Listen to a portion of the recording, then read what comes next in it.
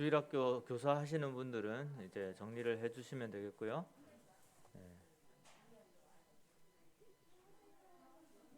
그 외 다른 성도님들은 이제 자리를 정돈하시고 참여하시면 좋을 것 같습니다. 혹시 반주 가능한가요? 네. 종우 형제가 또 반주를 해주시면 좋을 것 같습니다. 찬송가 92장입니다. 찬송가 92장.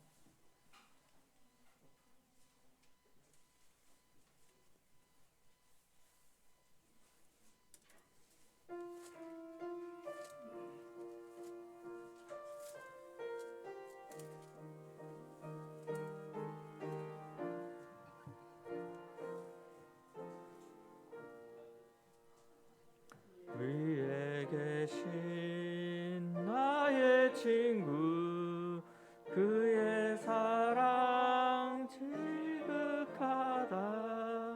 이는 예수 그리스도 나의 구주, 나의 친구, 사랑하는 나의 친구, 늘 가까이 계시도다. 그의 사랑 놀랍도다. 변함없는 나의 친구, 나를 위해 죽으시고 나를 구원하셨으니 기쁨으로 경배하며 찬양하리. 나의 친구, 사랑하는 나의 친구,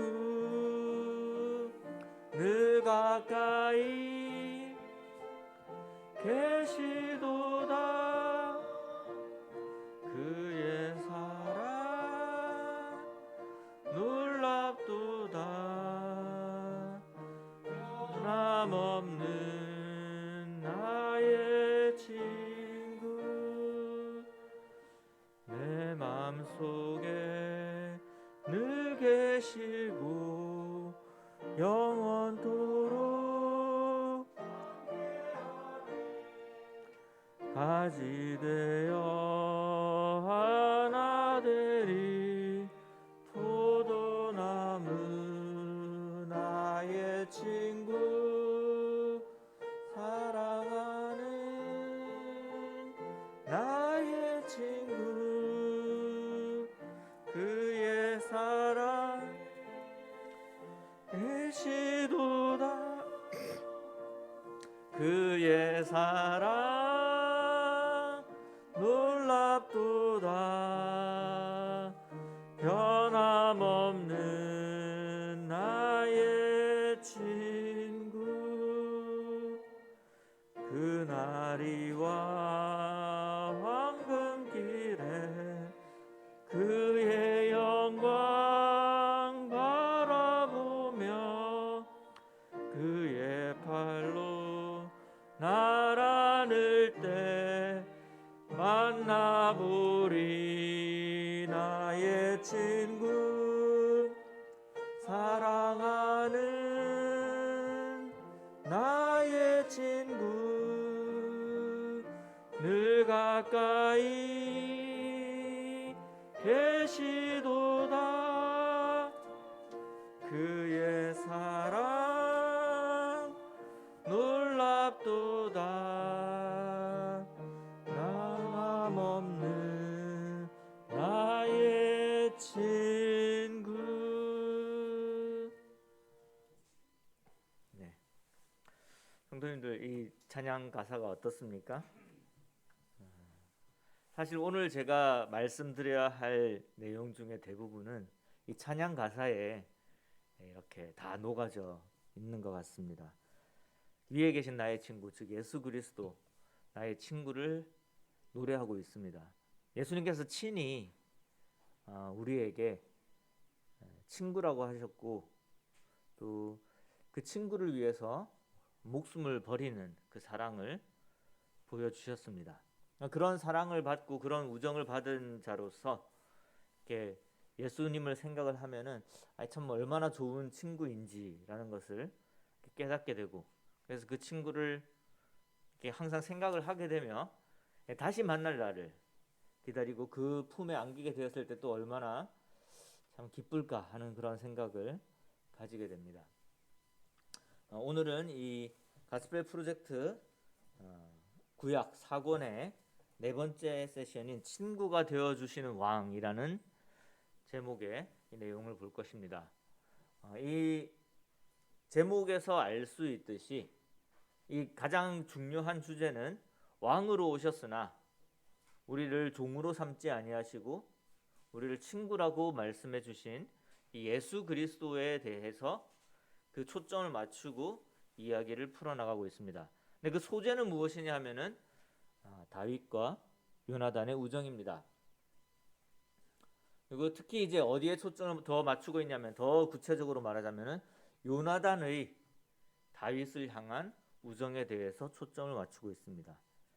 사실상 이 그 사무엘상의 기록을 보면은 다윗이 물론 이제 요나단에 대해서 얼마나 그 감정을 가지고 있는지 이후에 많이 드러나는 장면들이 있습니다만은 좀 더 많은 부분은 이 요나단이 다윗을 향해서 어떤 우정을 가지고 있었는지에 대해서 이야기를 하고 있고, 어떻게 보면 그렇게 긴 내용도 아니고 사무엘상에서 조명하고 있는 내용들이 비중 있게 다뤄지는 내용은 아니지만 이 우정이 너무나도 특별한 우정이기 때문에 이 사무엘상을 읽는 사람들의 머릿속에 오래 남아 있고 사람들에게 오랫동안 화제되고 있으며 또 많은 이야기들이 이제 만들어졌던 그런 이야기가 바로 이제 다윗과 요나단의 우정입니다. 우리 지난주에 했던 이 3장의 세션 3에 있는 세 번째 세션에 있는 그 다윗의 이 용기와 그 다음에 요나단의 지금 4장에서 이야기하고 있는 요나단의 우정, 이건 사실상 이것을 이제 하나의 챕터로 구성을 하게 된 것은 사실상 예수 그리스도를 이야기하기 위해서 그렇게 구성이 되어 있는 것입니다. 사실 이 가스펠 프로젝트라는 이 책 자체가, 이 교재 자체가 상당히 의도적으로 그렇게 구성이 되어 있습니다. 뭐냐면은 구약에 일어난 사건이나 그런 교훈들을, 특히 이제 예수 그리스도가 어떠한 모습으로 우리에게 오셨느냐 하는 것들을 이렇게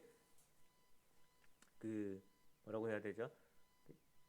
예고하고 있고 어떻게 예표하고 있는지를 보여줌으로써 이 성경의 모든 주제가 예수 그리스도를 향하고 있다라는 것을 이제 증명해 보이기 위해서, 또 그것을 이제 복음으로 이어나가기 위해서 만들어진 책입니다. 그래서 우리가 여기서 공부하고 나서 구약 성경에서 어떻게 예수님을 보여주셨고 어떻게 예언을 하셨고 또 이제 신약에서 예수님이 오셔서 어떤 일을 하셨고 그것이 바로 우리에게 어떤 영향력을 가지고 있는 것인지, 그리고 그것이 어떻게 복음이 될 수 있는 것인지를 우리에게 가르쳐주고 있고 우리에게 보여주고 있기 때문에 우리가 이것을 배움으로써 복음을 더 잘 전할 수 있게 하는 데 목적이 있음을 다시 한번 말씀을 드립니다.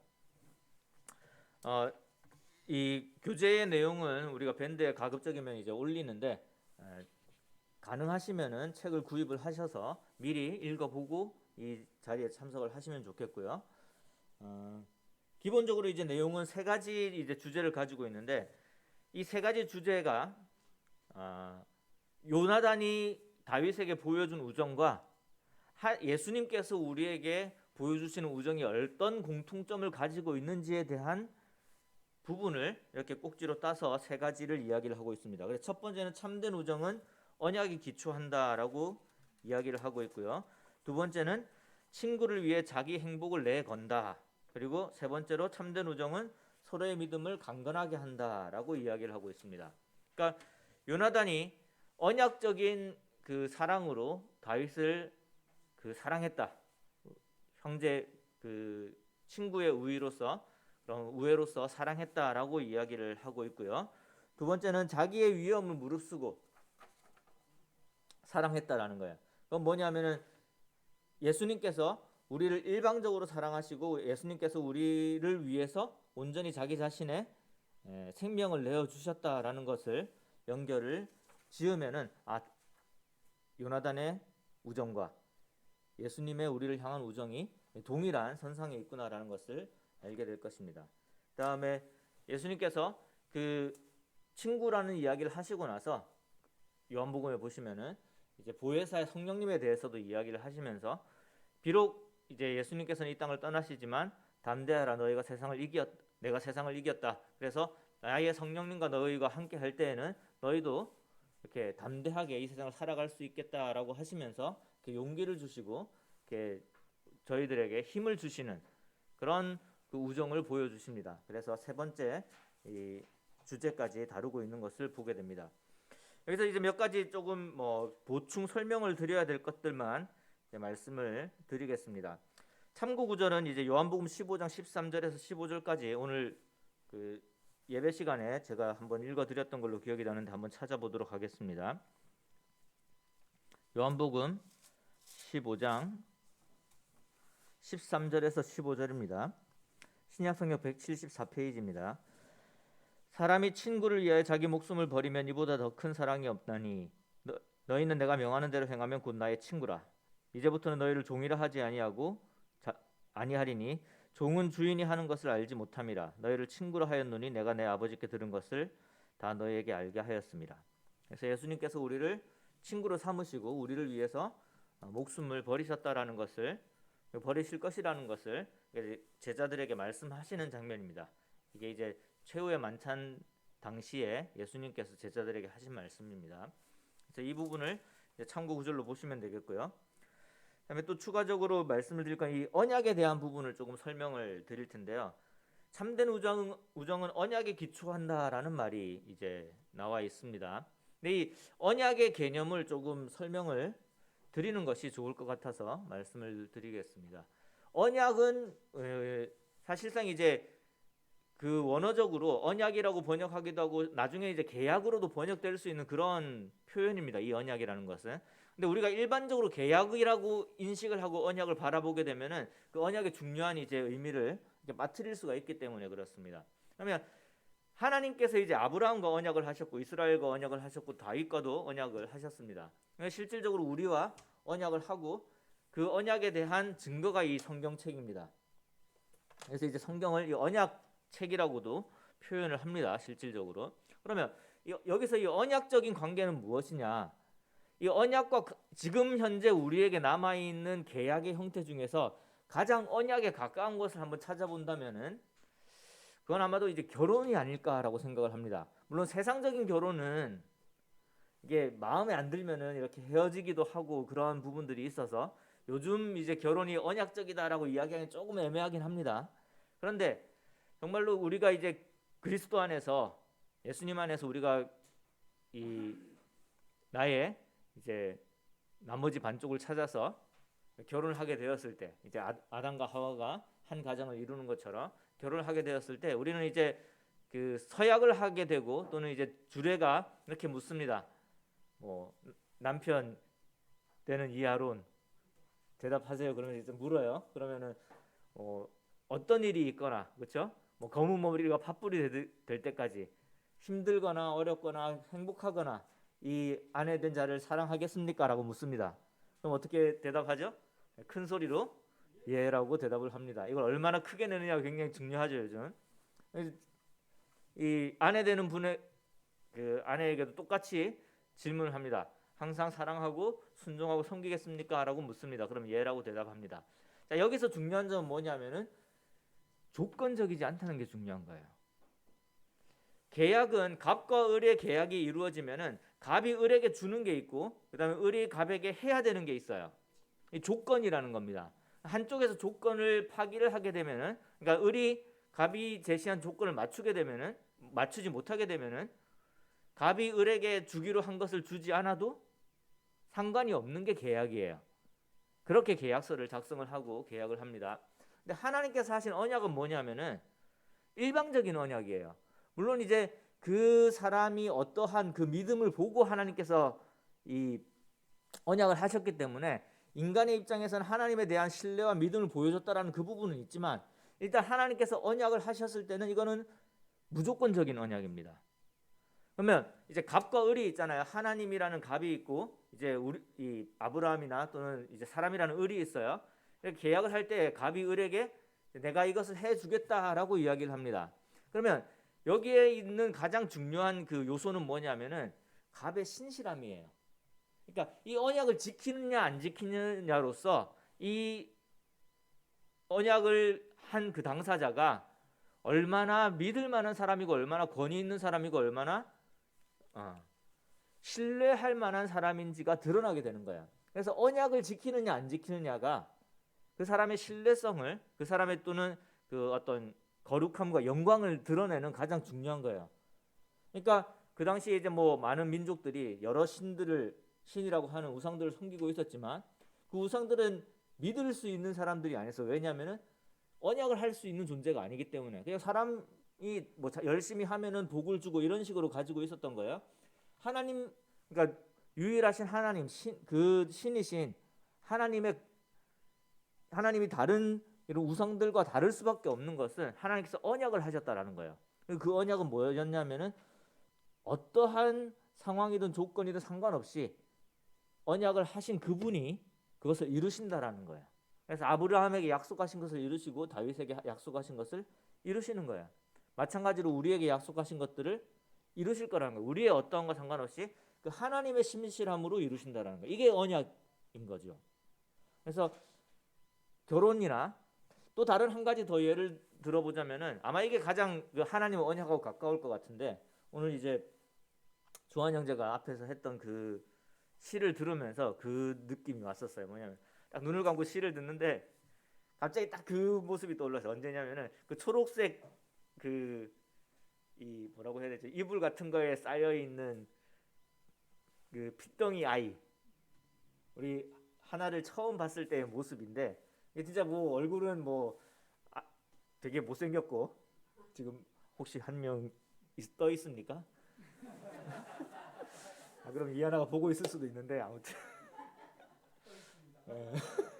지금은 예뻐요. 지금은 예쁩니다. 근데 그 왜 초록색 그 보자기 같은 거에 쌓여 있는 그 눈도 제대로 못 뜨는 그 아이의 모습이 딱 떠오르는 거예요.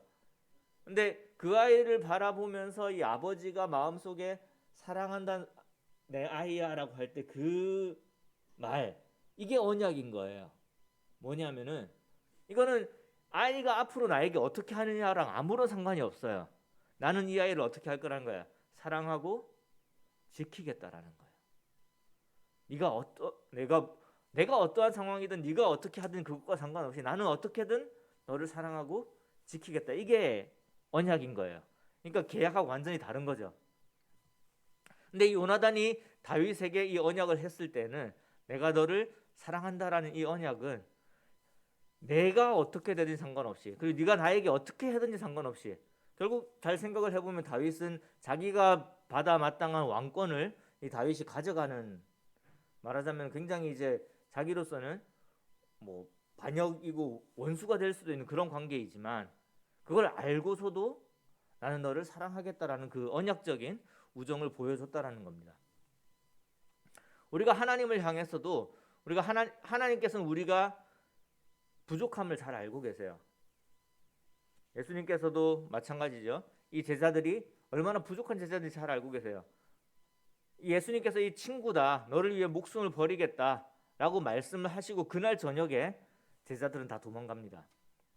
그날 저녁에 베드로는 예수님을 3번 부인을 해요.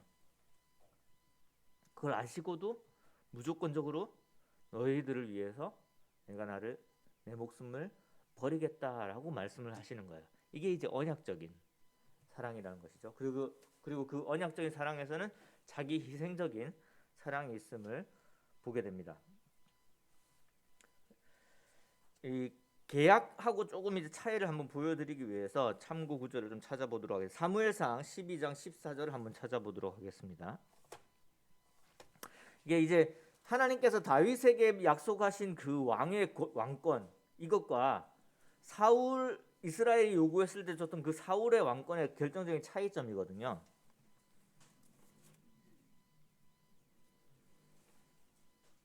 사무엘상 12장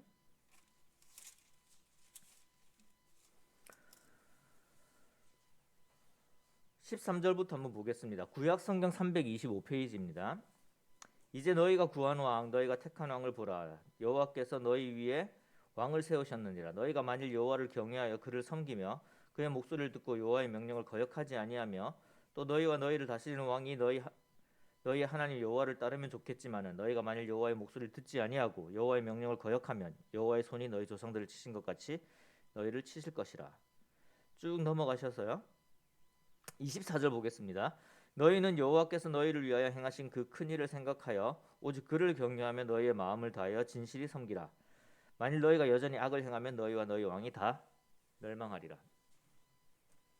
우리가 이제 이 사건을 시작을 하면서 이스라엘의 실수가 왕을 구했던 것이다. 왜냐하면 하나님께서 왕이신데 따로 왕을 구했기 때문에, 그리고 하나님이 보내신 선지자를 거부하고 사사를 거부하고 왕을 구했기 때문에. 근데 이 왕을 주면서 이제 사무엘이 사사에서 물러나고 이제 왕에게 이 통치권을 넘길 때 했던, 백성들에게 했던 말이에요. 뭐냐면은 너희들이 제대로 안 하면은 너희들도 왕도 다 멸망할 것이다라는 거예요. 이건 이제 조건적인 계약인 거야. 그들이 하나님으로부터 받아낸 것은 이런 조건적인 거였어요.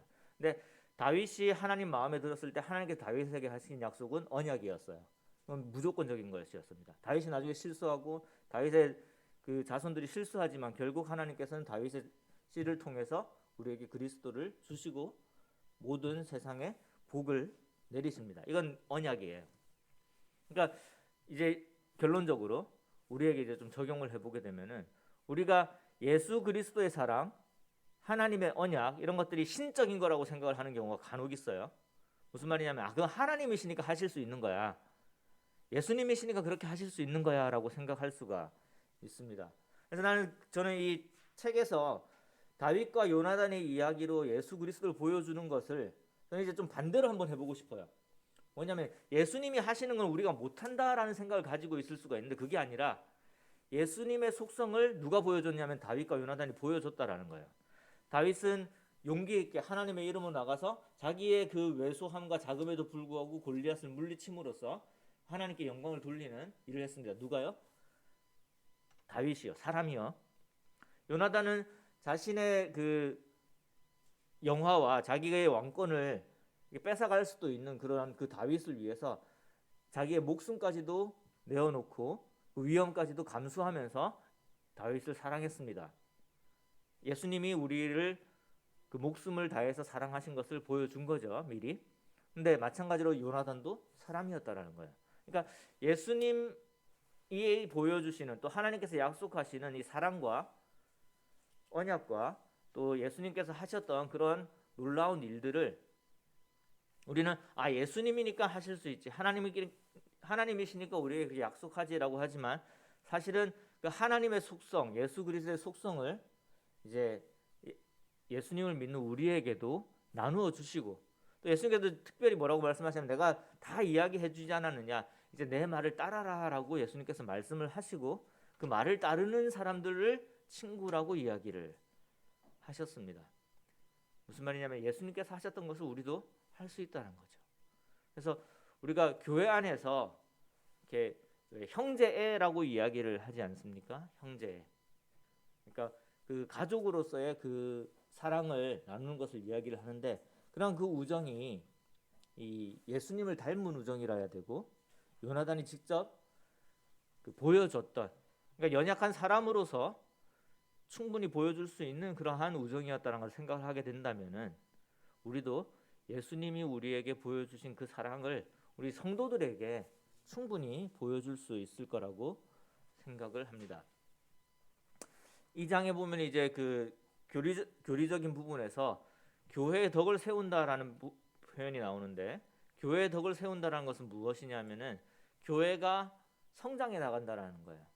그러니까 이 묵동교회가 함께 모여 있는 이 묵동교회가 성장해 나가는 거예요. 근데 성장해 나가는 데 있어서 가장 중요한 건 뭐냐면은 우리가 각 사람을 대하는 데 있어서 어떤 네가 잘하느냐 못하느냐 이런 평가하고 재고 또 이렇게 판단하는 그 장단점을 이렇게 잘 보면서 아 너는 이건 참 잘하는데 이건 참 부족해 이런 식의 시선보다는 참 그 부족함을 덮어주고 그 부족함을 듣고도 이해해주고 그리고 그래서 야 우리가 이렇게 부족하지만 그래도 함께 힘을 내서 하나님을 섬길 수 있지 않겠느냐. 요나단이 다윗에게 힘을 줬던 것처럼 하나님이 함께 하시면은 우리도 성장할 수 있을 것이다. 그런 마음으로 성도들을 바라봐주고 이렇게 응원해주고 함께 했을 때 진정한 우정을 보여줬을 때에 교회는 성장해 나갈 수가 있습니다. 그런 것이 있어야지 내가 참 하고 싶었던 일들을 할 수 있게 되는 거고 정말 하나님 좀 용기를 내서 하나님이 나에게 분부하신 것들을 할 수 있게 되는데 이제 그 우정 관계가 충분하지 않으면은 내가 뭔가를 할 때 이제 눈치를 보게 될 수 있지 않겠습니까? 아 다른 성도님들이 이걸 어떻게 생각하실까? 아, 내가 너무 나댄다고 생각하지 않으실까? 아, 내가 잘하지도 못하는 거 왜 저러지라고 생각하지 않으실까? 뭔가 부족함이 보이지 않을까라는 것들이 두려워질 수가 있는 거예요. 그러니까 우리가 성도 간에 우정 어린 마음, 사랑 어린 마음으로 서로를 보고 이렇게 힘을 내게 해줄 수 있다라는 게 교회의 덕을 세우는데 교회가 하나 되는데 굉장히 필요한 조건입니다. 그래서 이번 과를 공부하시면서 요나단이 이러한 모습을 보여준 것이 이게 예수 그리스도의 우리를 향한 사랑을 미리 보여준 것인데 결국 이 예수 그리스도께서 우리에게 보여주신 이 사랑은 우리 형제에는 우정은 우리가 성도에게 할 수 있는 것이어야 된다라는 것이 중요한 주제인 것 같습니다. 오늘은 이렇게 정리를 하도록 하겠습니다. 아마 이게 이제 최근에 보니까 이렇게 찍은 게 유튜브 영상으로 올라가더라고요. 그러면 공부하시다가 궁금한 게 있으면 가급적 이제 유튜브 영상 밑에 댓글로 이렇게 달아주시면은 오늘 이제 피드백을 해드리도록 하겠습니다. 그래서 그 뷰수도 좀 올려주시고요. 구독 좋아요 눌러주시고. 네. 감사합니다. 수고하셨습니다.